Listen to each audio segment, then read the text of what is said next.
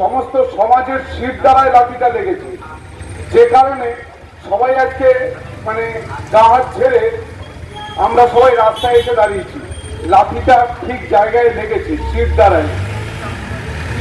তাই তো আমাদের ঘরের মেয়েটা, আমাদের মানে পাশের বাড়ির বোনটা কি আমার বাড়ির বোনটা যখন আজকে রেপ হলো, মানে অমানসিক অত্যাচারের পর, সেই ঘটনাটা যারা আরজি করের মতো জায়গায় থেকেছে, যারা ঘটনাটার সাথে ডিরেক্টলি মানে খুব কাছ থেকে যারা দেখেছে, এবং তারপর একটার পর একটা তথ্য লোপাটের চেষ্টা প্রশাসনের পক্ষ থেকে, এই যে কত বড় লাঠি, এবং এটা আমাদের সমাজের শির দ্বারাই লেগেছে, যে কারণে আজকে আমাদের ভাইরা আজকে 33 দিন 34 দিন হয়ে গেল তারা এক টানা রাস্তায়।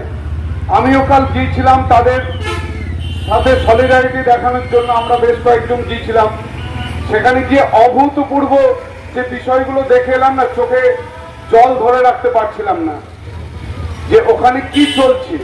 আর ওখানে যা চলছে তার সাথে আমরা যদি গ্রামগঞ্জে কোথাও জনসভা না করে, কোথাও কিছু না করে আমরা যদি তার পাশে না দাঁড়াই, তাহলে নিজেরা নিজেদেরকে ক্ষমা করতে পারবো না। দিনের শেষে তো আয়নার সামনে দাঁড়াতে হবে, দাঁড়াতে পারবো না। আমি একটা জিনিস একটু হাইলাইট করার জন্য বলছি যে আমাদের সুপ্রিম কোর্টে আমাদের সরকারের পক্ষ থেকে যে উকিল ছিল, সে একটা যে বিনা চিকিৎসায় মৃত্যুর একটা বড় লিস্ট দিয়েছিলেন। এই লিস্টটা আমি একটু ক্ল্যারিফাই করতে চাইছি।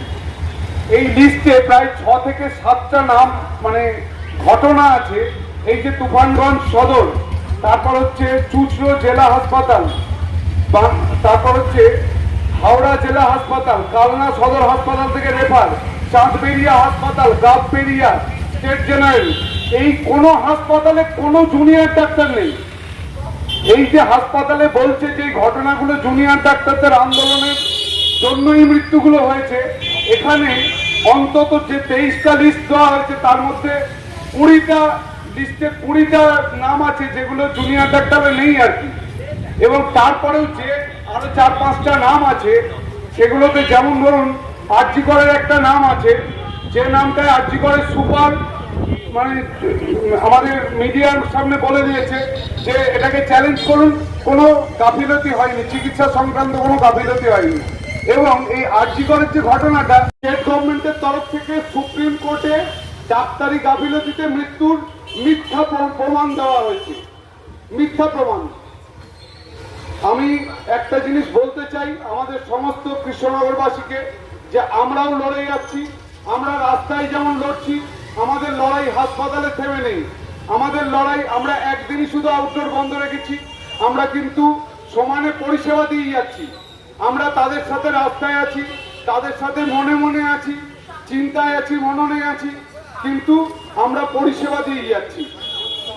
নমস্কার। বেনামে মানে নাম জানা যাচ্ছে না এরকম বলে আবার একটা দিয়েছে, মানে তারপরেই এই দুটো একই মৃত্যু, এবং এই মৃত্যুটাও কোনো গাফিলতিতে হয়নি। এবার আমার একটা কোশ্চেন আছে, আমাদের গাফিলতিতে যদি কোনো মৃত্যু হয় তার জন্য একটা মানে কমিটি গঠন করা হয়, সেই কমিটি সেটার বিচার করে, এবং বিচার করার পর কমিটি যখন বলে যে হ্যাঁ এটা গাফিলতিতে হয়েছে, তখন সেটা গাফিলতি। কারণ চিকিৎসা শাস্ত্রটা এমন, যেটা দেখে মনে হতে পারে যে এটা কোনো গাফিলতি হলো, সেটা নাও হতে পারে। আমরা অনেক সময় মানে শত চেষ্টা করেও আমরা হেরে যাই। এক একটা মৃত্যু আমাদের কাছে এক একটা হার। কোনো ডাক্তার কোনো মৃত্যুকে হতে দিতে চায় না। আমরা সেই জমের সাথে লড়াই করালো, তারপরেও যখন আমরা মানে পেরে উঠি না, সেই পেরে না ওঠার সেই প্রচেষ্টাটা অনেক সময় চোখে ধরা পড়ে না। অনেক সময় সেটা আমাদের মিডিয়া ট্রায়ালে গাফিলতি বলে ধরা পড়ে, এবং সেগুলো যখন ইনভেস্টিগেশন হয় তারপর প্রমাণ হয় কি গাফিলতি আছে কি নেই। এই যে সুপ্রিম কোর্টে আমাদের স্টেট গভর্নমেন্ট যে লিস্টটা দিলেন, সেই লিস্টের যে কটা মৃত্যু আছে, কোন মৃত্যুটা আমাদের কমিটি দ্বারা প্রমাণিত যে হ্যাঁ এই মৃত্যুটা গাফিলতির জন্য হয়েছে? একটা। আমি চ্যালেঞ্জ